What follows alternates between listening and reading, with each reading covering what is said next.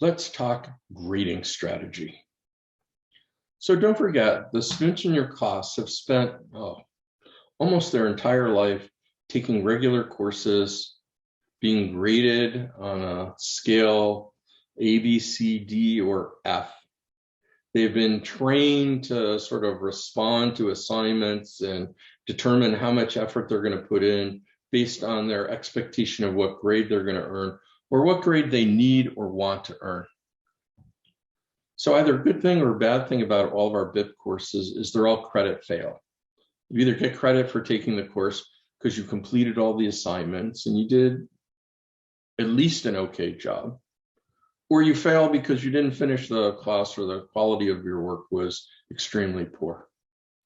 We wanted to do this to sort of liberate our instructors from having to spend a lot of time evaluating and making the decision of what's A work and what's B work and what's C work, which can take a lot of time. And we always want to be really respectful of your time. But the unintended consequence of that is students will go, well, I'm not getting a grade, so why should I put a lot of time and effort in? And this is the real challenge, right? So where students have been trained to respond to a reward structure that we've chosen not to include in the BIP program, how do you still motivate them and how do you get them to do really high quality work?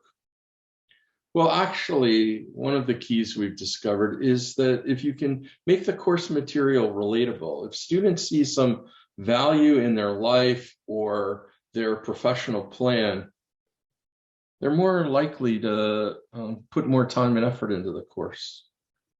But also, if there are informal ways that you can recognize good performance. So, typically with an assignment, it's did you complete it or not complete it? But if you could come up with a third designation, completed it with distinction or did a really fine job, and find some way of acknowledging that superior performance, either privately through handing back an assignment or through an email, or even publicly by showing their work or talking about their work as an example of what you were looking for, it can really give the rest of the class an idea not only of what you expect, but the promise that if they exceed those expectations, they'll get some sort of public recognition. And everybody likes to be told they're doing a good job. And most people like others to know that they've done a really good job. So think about how you're going to incorporate that super meritorious work as part of the way that you're giving feedback to your students. Sometimes it helps to show them an example of good quality work, but be careful that if it becomes too regimented, or you provide too much structure, then they won't be very creative. Nobody's going to think out of the box, and they're just going to do what they're told. And of course, this comes back to one of the principal challenges in the BIP program.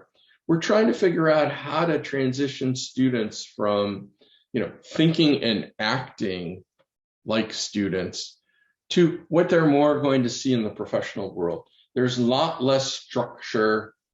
There's a lot more gray areas, and students have to figure out a lot on their own in terms of what constitutes success and how to be success, particularly in the eyes of their manager or the rest of the company.